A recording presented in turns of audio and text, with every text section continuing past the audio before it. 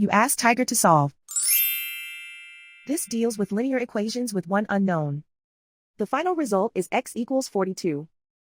Let's solve it step by step. Simplify the expression. Group like terms. Simplify the arithmetic.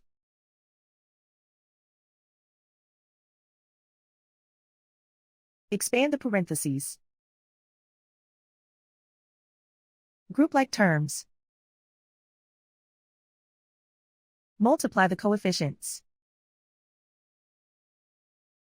Simplify the arithmetic.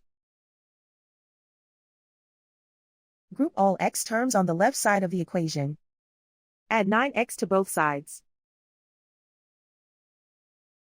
Group like terms. Simplify the arithmetic. Group like terms.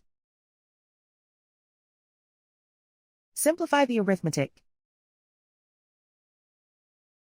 Group all constants on the right side of the equation. Add 6 to both sides. Simplify the arithmetic.